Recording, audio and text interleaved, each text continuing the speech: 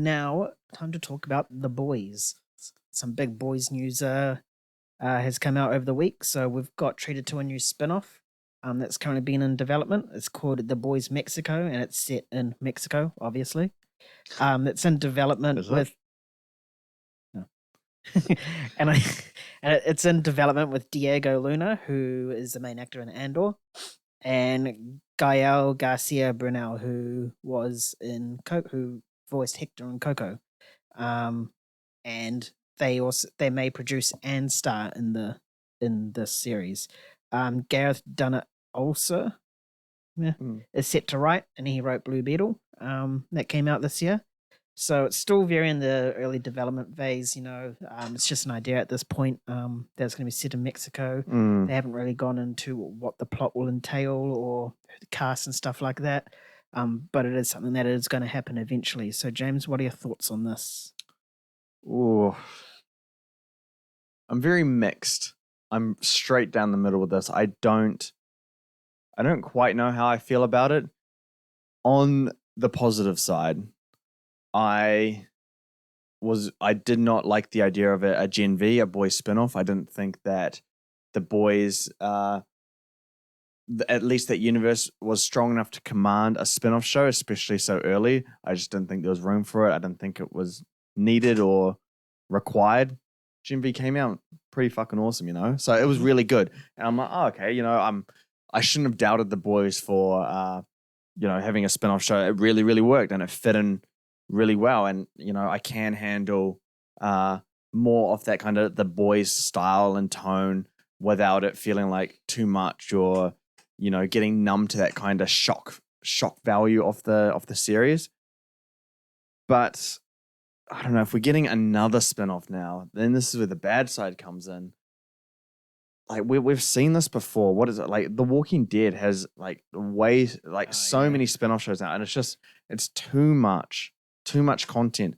And Game of Thrones, they want to do Jon Snow's spin-off and another spin-off, and I'm like, guys, stop, too much. And I will watch it. I'll give it a fair chance, and I'll be open-minded with it. Like Boys in Mexico, I could get on board with that. I could buy into that kind of idea. You got the writer of Blue Beetle. I think he would slide in perfectly with being a part of that, and having Diego Luna star. He feels like he's got the right temperament to handle a role in The Boys. So I'd be down for it. I do get worried that Amazon Prime is going to start milking its biggest property, maybe the biggest property, but definitely top 5 for them, one of their best and biggest. They're going to milk it into a bunch of spin-off shows, and at some point I'm going to be like, I have a life, so I'm not going to watch everything that you do, and I will pick and choose what I can. But yeah, I don't like the idea of TV shows just going ham. I think when it's in the same universe, only 2 kind of shows going at once it feels like the max that I could handle without feeling fatigued by that franchise. Yeah. Unless it's something like Star Wars or MCU where it's limited series of different characters, then I can buy into it. If Gen V was limited, cool, move on to Mexico kind of thing. That's how I feel about it. But if you have the same talent involved with it, I'm sure it's just going to be great. It just gets a bit too much at some points. Yeah.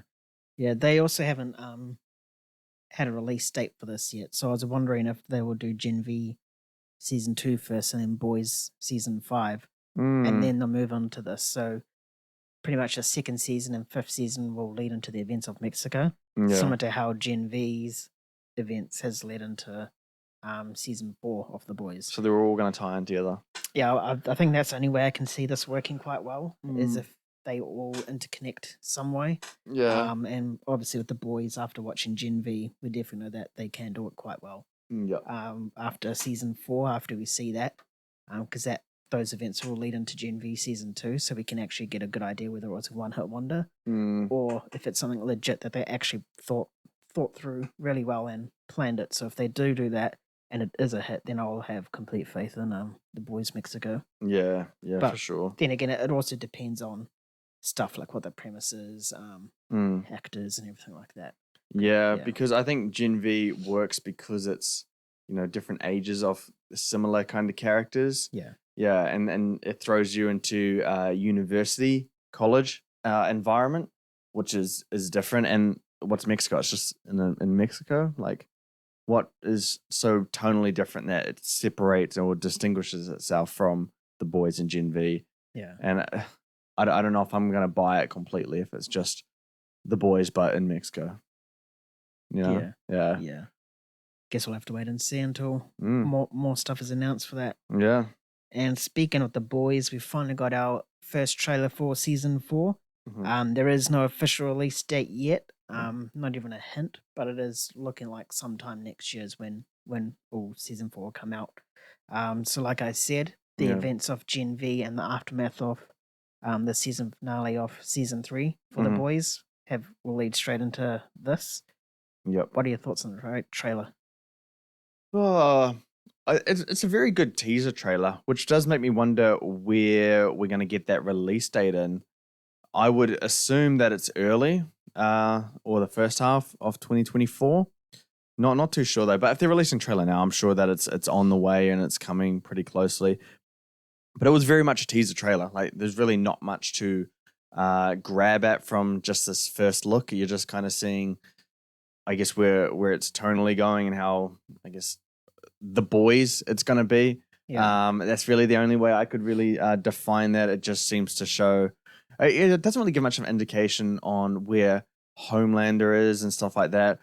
It focused more on the political landscape of the boys' world. You know, the Yeah. democracy and kind of the two sides fighting, which I guess is like, and what's it called? Allegory? No.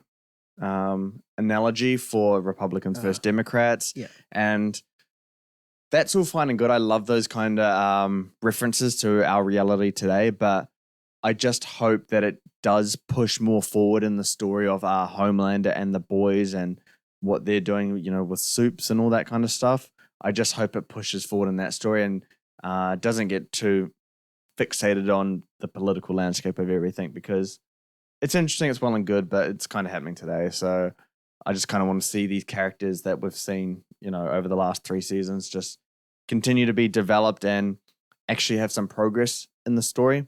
I think my biggest criticism of season 3 is that there wasn't much progression between the main characters from start to the end. Soldier Boy came in and left, and they're kind of back at the start, or like not much progression has really happened. So hopefully we move forward a little bit more and see things go out a bit better. But very much looking forward to it. Yeah. Mm. Does look like as if it's going to be pretty bloody, especially Yeah. that last shot. Mhm.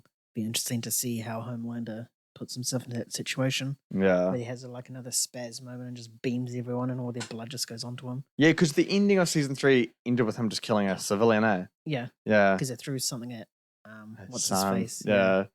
And it looks like his son's gonna be with In him. it. Yeah. Yeah. Loyal to him. Yeah, because that's how season 3 ended. Is that the son? I forgot his name. Mhm. Ryan. Yeah. Yeah. Yeah. He was with Billy Butcher, Yeah. and then he left and basically just went to Homelander, Yeah. and then Homelander introduced his son to the world and got a bottle or something thrown at him, and Yeah. poor guy that threw that bottle is It's gone. it's gone. Yeah. It's gone. And apparently Homelander's gonna have a trial in regards to that. Oh, really? In this. That's what I heard. I don't know if it's true or not, or if it's just a rumor or fan cast or whatever. But if that is the case, I think that could be really, really interesting, like a legal political system for the soup, Yeah. who is literally a god. I would like that, yeah. And like him having to abide by laws and stuff. And we know how like arrogant and cocky Homelander has gotten over the series. Like you can just see him taking that whole trial as a joke and be like, I can literally decimate all of you guys. Yeah. I just hope we get progression with Homelander where he kind of just loses all control and he's like, nah, like fuck this, I'm gonna like kill everyone and like completely crack and snap. It just seems like it's taking so long to get there. And I don't want to have to wait till like season 10 of The Boys for the ultimate finale. Like it feels like a story that's a little bit shorter than that. Yeah. Season 5, it feels like that's where it's like the big series ender, at least for this main boys storyline. I think so too. I don't see it going anywhere above season 6. because after that, the boys can only try stop Vought so many times, and Yeah, they have to kind of win in the end. yeah, Yeah, and I guess once Homelander meets his fate, I just see it as pointless as building up another one. The next Homelander, it's just kind of like we've done this before. Yeah. Let's move on to the boys Mexico. Hey, Mr. Mexico, What? Mr. Mexico, What's Mr. Mexico? the Homelander version, but the Mexican version of Homelander. Mr. Mexico. I don't know if that's an actual thing. No, that's a good name, Mr. Mexico. Mr. Mexico. Here we go. Get ready.